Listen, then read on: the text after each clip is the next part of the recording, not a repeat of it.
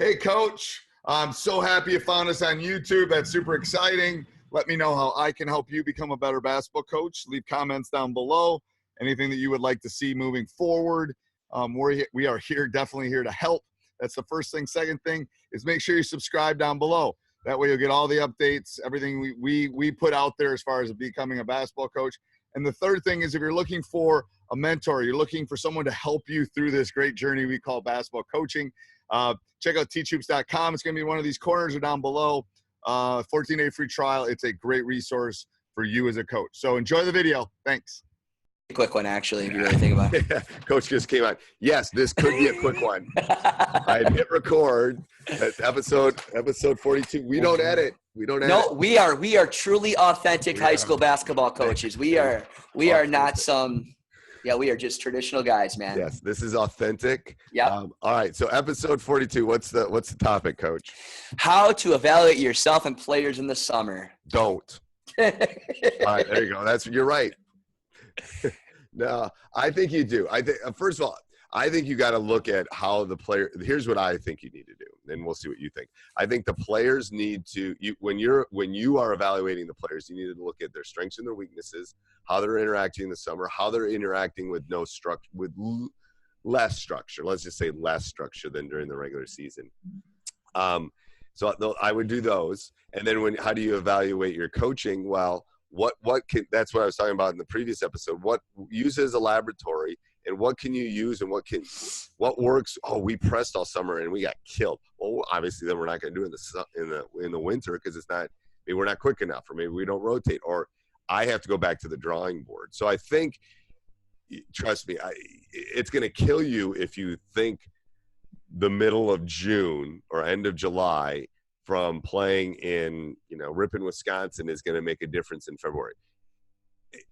It makes such a minuscule difference that, work about, grab those kids during that summer stuff and say, hey, you really got to work on your dribble attack, or, hey, you're not attacking. You're not diving on the ball for loose.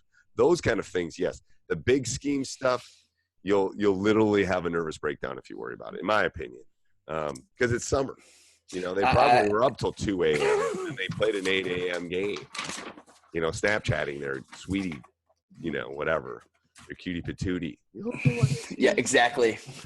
For us, we had to actually call their house, and we had to actually talk to their parents first and then be able to talk to them. It was awful. Now they got it made these days to be able to interact. But I know. Here's my whole thought of the summer is I think you think about what you talked about in May and with your coaches, and you think, all right, what are some of our strengths and what are some of our weaknesses, and look at the tendencies of how we're doing with those things in the summer, right. And then make it a laboratory, or are there things that you've seen? Man, our transition defense all summer was horrible. That's got to be a big focus point the first couple weeks of practice. Okay. Or this screen, the flare screen was highly effective. We got to make sure we're using that a lot over the course. So looking at Joel's kind of tendencies and things, I think is really effective. But not looking at a big, broad thing. I think, I just think you got to constantly reflect and take some record, but you can't make your full decision on what the season's going to look like in the summer either, because you don't have your true guys all year, all summer either.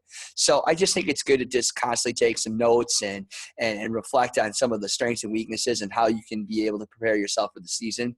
And I love the laboratory idea, Steve, about, if you're right now, maybe changing your read and react and having some new principles and trying that out, or trying a couple different ways of doing defense. And to be honest with you, that only works about half the time. So it's not like it's like the lab during the season.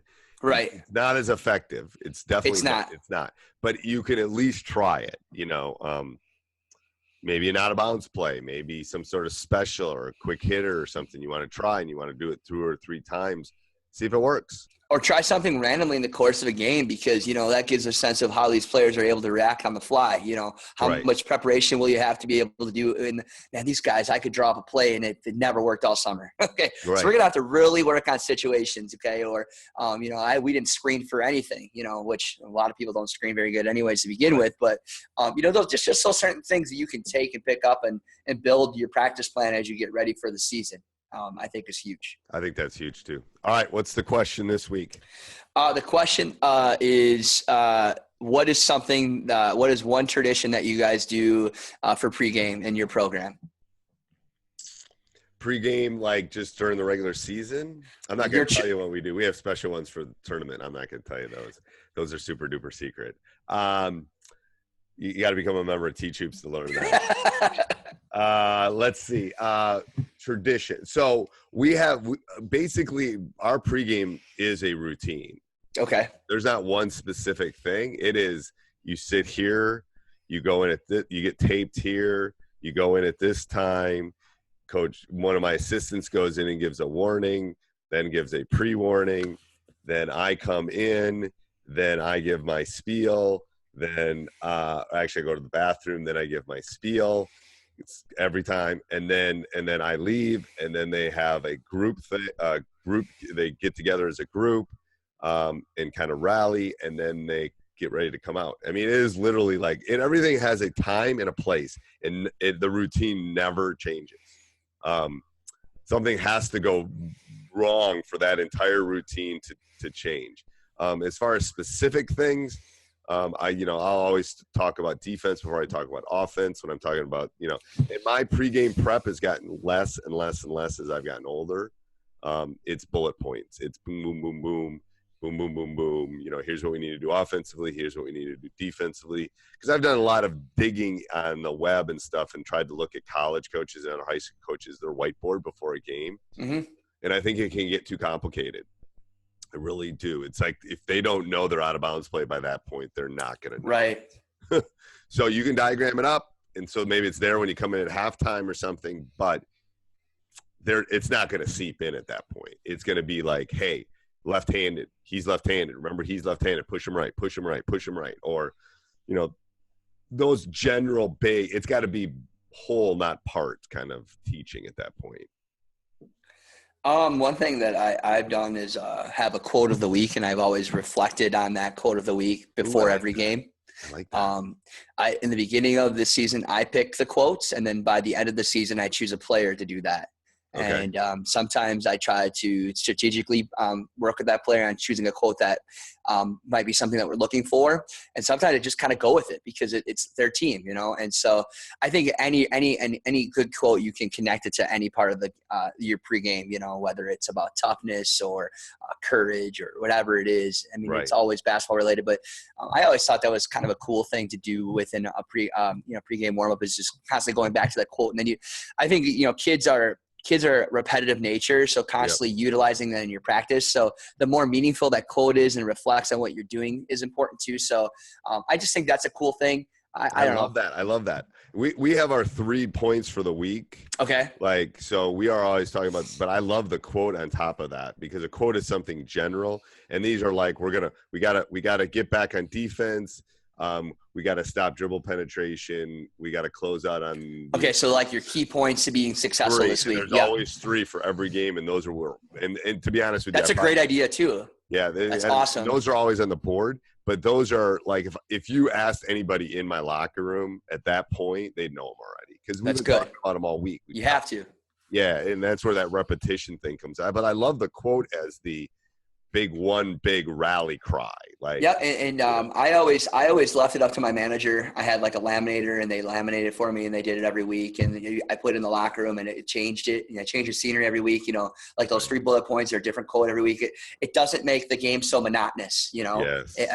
Constantly changing your bulletin board. That's another thing is I constantly was changing my bulletin board and my signage in my locker room. Let's stop on that because I'm writing down notes. Like I think this is some good stuff for okay. I think that we got some good. I wrote a couple of things down. But this is why people that listen need to continue to network because through talk of other coaches, look what happens. Yes, more discussion. I got a bunch of ideas for other podcasts, so we'll save that for in season. Sounds great, Coach. All right. Talk to you soon. Bye. Yeah, bye. Hey, Coach, hope you liked that video. If you're looking for more videos just like that, check out ttroops.com up above or down below in the show notes. I do not think you'll be disappointed. One-on-one calls, office hours, you name it, it's there for you. Learn from me. Let me help you become a better coach.